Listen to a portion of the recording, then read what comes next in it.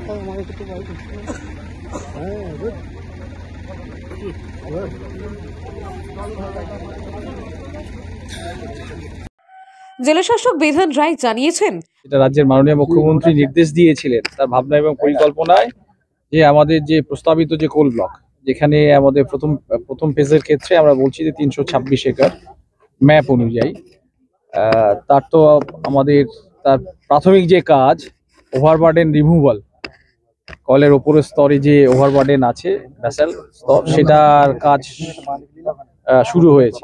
এবং তার সাথে সাথে এখানে এই প্রস্তাবিত জায়গায় আমাদের ৯৮০টি আমাদের গাছ আছে। সেই গাছের মধ্যে আমাদের মহুয়া গাছ আছে, তারপরে আমাদের অর্জুন গাছ আছে, আমাদের মুরগা গাছ আছে, একটা শিরীষ গাছও আছে। এই গাছগুলি আমাদের কাছে চ্যালেঞ্জ। রাজ্যের মাননীয় মুখ্যমন্ত্রী বলেছিলেন যে একজন মানুষকে উচ্ছেদ হবেন না, কোনো জঙ্গল নষ্ট হবে না, কোনো গাছ নষ্ট হবে না, সবকিছু যেভাবে মানে প্রকৃতি যেভাবে এখানে সাজিয়ে রেখেছে ঠিক সেইভাবেই থাকবে।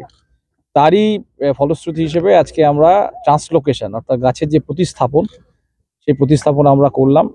আজকে দিয়ে আমরা শুরু করেছি। আপনারা দেখবেন এখানে সারি সারি পিট কাটা আছে, প্রায় প্রত্যেকটা পিট হচ্ছে ৯-১০ ফুট লম্বা আছে, ৫ ফুট ৬ ফুট করে চওড়া আছে, আমাদের ৫ ফুট ৫.৫ ফুট করে ডিপ আছে।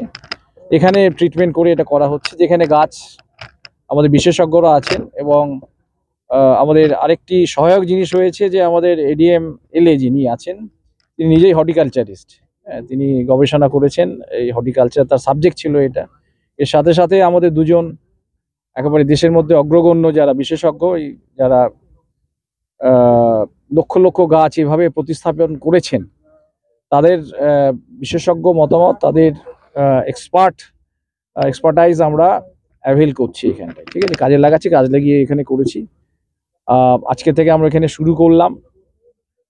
গাছের ক্ষেত্রে আপনারা দেখলেন যে আমরা ওখানে যেটা আমাদের যে অ্যাক্টিভিটি প্ল্যান আছে ট্রান্সলোকেশনের ক্ষেত্রে, সেটা হচ্ছে গাছ যেখানে আছে সেই গাছগুলি আমরা গর্ত, তার চারপাশে গর্ত করে তার রুট আমরা কিছুটা কাটবো, অর্থাৎ 75% কাটিং হবে, 25% থাকবে।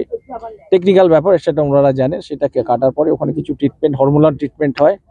হরমোনাল ট্রিটমেন্ট পরে তারপরে আমরা এই নতুন এখানে নিয়ে আসছি ক্রেন দিয়ে। এই গাছগুলি আমাদের ওই যে এখানে আমাদের দেখবেন যে বড় ট্রলার টাইপ আছে আর কি, এই ট্রলারে করে গাছগুলো শুয়ে নিয়ে এসে ক্রেন দিয়ে আবার আমরা বসাচ্ছি। এবং যেটা আমার সব থেকে উল্লেখযোগ্য আপনাদের কাছে, গাছের যে ওরিয়েন্টেশন, অর্থাৎ গাছ যে অবস্থায় যে দিকে ছিল, যে পোর্শনটা তার পূর্ব দিকে ছিল, যে পোর্শনটা তার পশ্চিম দিকে বা উত্তর দিকে বা দক্ষিণ দিকে, ঠিক সেইভাবেই কিন্তু মার্কিং করে আমরা ঠিক সেই ওরিয়েন্টেশন, সেই ডিরেকশন ওরিয়েন্টেশন কিন্তু থাকছে, যাতে গাছের গ্রোথ এতদিন ধরে যেভাবে সে সূর্যের প্রথম আলো পেয়েছে বা আমাদের সূর্য যখন পশ্চিম দিকে ঢলে যাচ্ছে শেষ আলোটি পাচ্ছে, ঠিক ওই ওরিয়েন্টেশনটা আমরা এখানে মেনটেন করেছি। সেটা আপনারা খেয়াল করলেন। মোট যে গাছের সংখ্যা রয়েছে, এটা ট্রান্সলোকেট করতে কতটা সময় লাগতে পারে?